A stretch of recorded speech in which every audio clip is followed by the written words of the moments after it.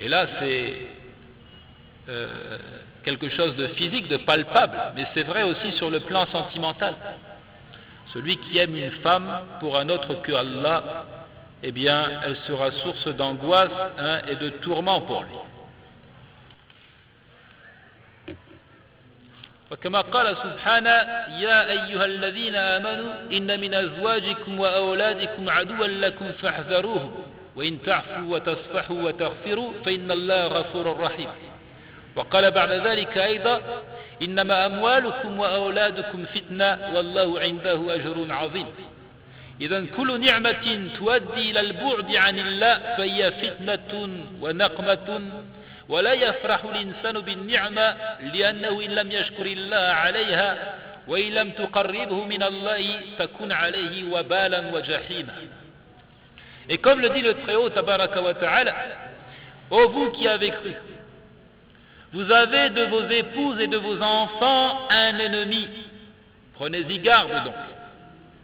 Mais si vous les excusez et passez sur leurs fautes et leur pardonnez, sachez qu'Allah est pardonneur, très miséricordieux. Verset 14 du chapitre 64.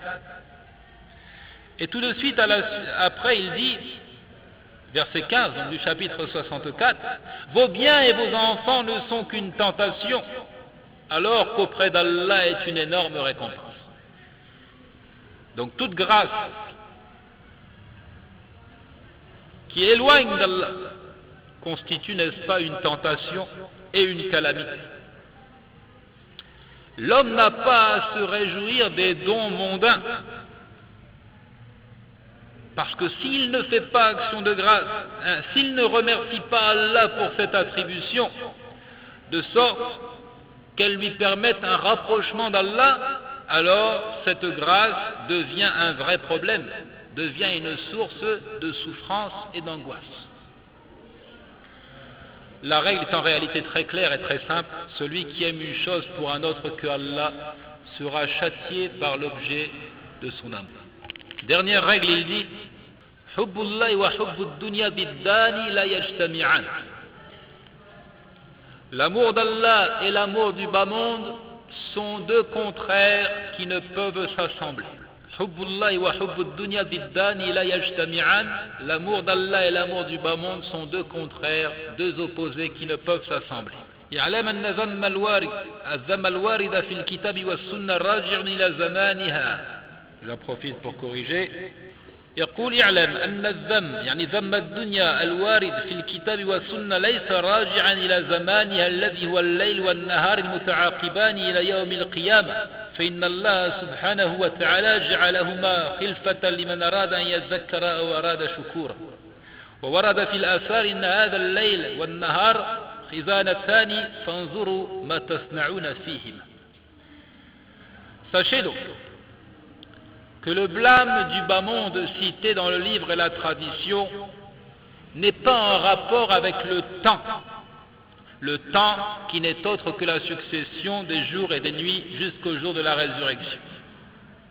Allah subhanahu de dire dans le verset 62 du chapitre 25, et c'est lui, Allah, qui a assigné une alternance à la nuit et au jour pour quiconque veut y réfléchir ou montrer sa reconnaissance. Et dans le récit, la parole du prophète, alayhi salatu wa salam, la nuit et le jour sont deux trésors, voyez donc ce à quoi vous les employez. Et comme le disait Mujahid, ma min yawmin illa yaqul ya ibn Adam, qad dakhaltu alayka al-yawm, wa lan arji'a ilayka ba'da al-yawm, fanzur madha ta'malu fi. فإذا انقضى أو طوي ثم يختم عليه فلا يفك حتى يكون الله هو الذي يقضيه يوم القيامة. Comme le disait Mujahid également, il n'est pas un jour qui se pointe sans qu'il dise Fils d'Adam, me voilà venu à toi et je ne reviendrai plus jamais vers toi. Vois donc ce que tu fais de moi. Et si le jour prend fin, il est replié, ensuite on y appose une scellée et elle ne sera pas ouverte jusqu'à ce que Allah lui-même le juge au jour de la résurrection. Donc le blâme du bas monde n'est pas en relation avec le temps qui n'est que la succession des nuits et des jours, qui, si ils sont employés à bon escient, permettent de trouver le succès.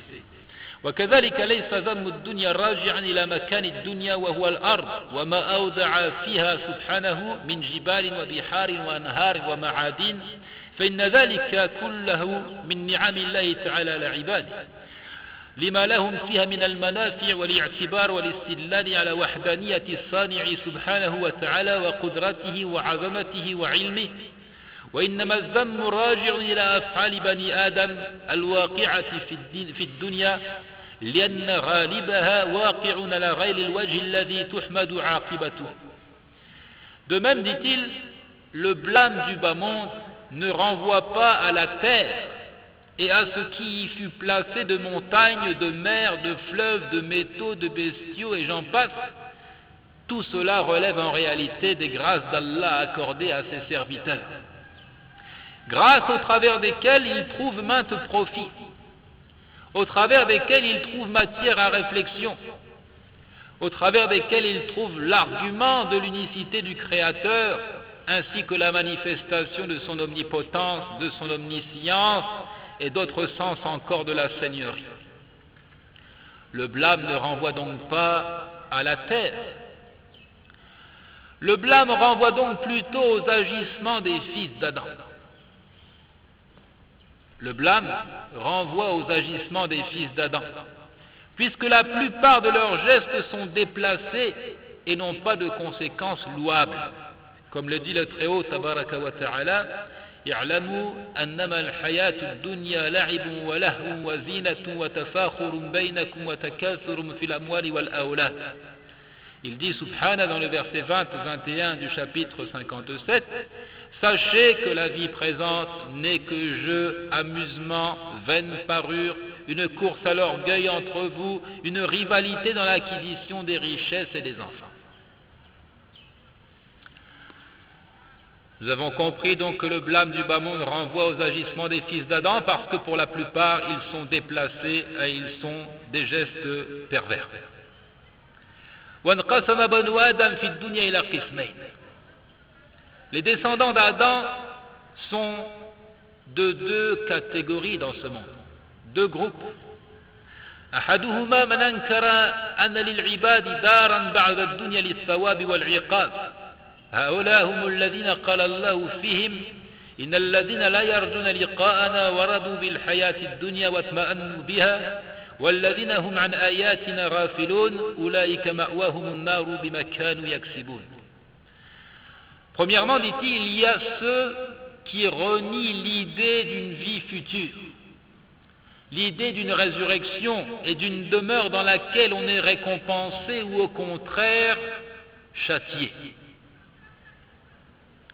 Allah subhanahu dit de ces gens-là, dans le verset 7 et 8 du chapitre 10, ceux qui n'espèrent pas notre rencontre, qui sont satisfaits de la vie présente et qui s'y sentent en sécurité, et ceux qui sont inattentifs à nos signes, leur refuge sera le feu pour ce qu'ils acquéraient.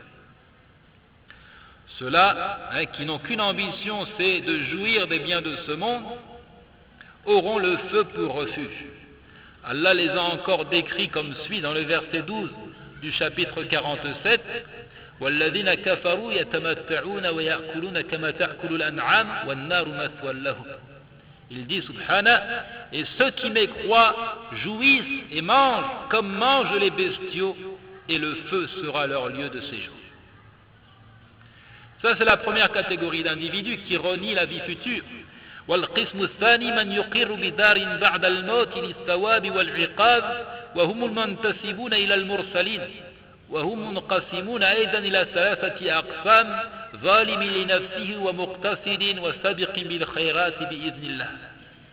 Deuxièmement, ceux qui ont foi en la vie future, qui croient en une rétribution bonne ou mauvaise pour les actes posés dans la première existence.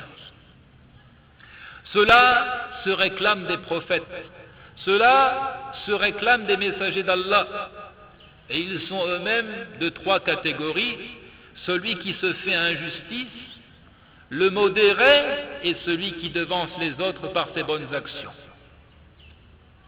Soyez donc le meilleur des trois.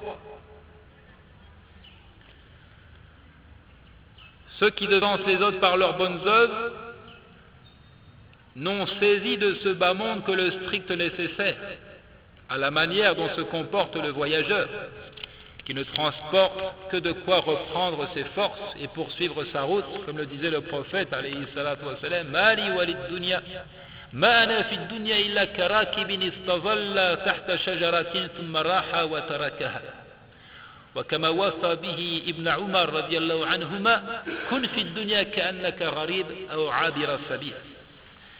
À la manière donc du prophète alayhi salatu wa salam, qui disait: je ne suis dans le bas monde que comme le cavalier qui a fait halte sous un arbre jusqu'à se reposer, puis qui a repris son chemin. Et le prophète alayhi salatu wa salam a recommandé à Ibn Umar d'être dans le bas monde comme un étranger ou comme quelqu'un qui passe son chemin. Et lorsque la personne fait preuve de piété, alors elle est attentive à toute chose. Et lorsqu'elle produit une œuvre au caractère neutre, elle fait en sorte que cette œuvre s'accompagne d'une bonne intention, comme de se montrer obéissant envers Allah, même pour des jouissances mondaines, de sorte qu'il en tire récompense, même des œuvres d'un caractère neutre. C'est pourquoi on rapporte des anciens tels que Yahya ibn Mu'adh qu'il dit: كيف لا أحب الدنيا قدر لي فيها قوت أكتسب به حياة أدرك به طاعة أنال بها الجنة. C'est pourquoi on ne s'étonne pas des dires de Yahya ibn Mu'adh qui disait par exemple: comment est-ce que je pourrais ne pas aimer le bas monde? Mais attention, quelle compréhension de l'amour ici, quel sens de l'amour il dit.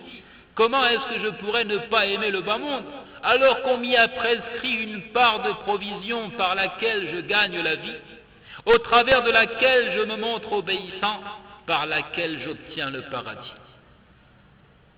Il tire profit effectivement des biens de ce monde. C'est grâce aux biens de ce monde qu'il parvient à être obéissant et à gagner sa place dans le paradis.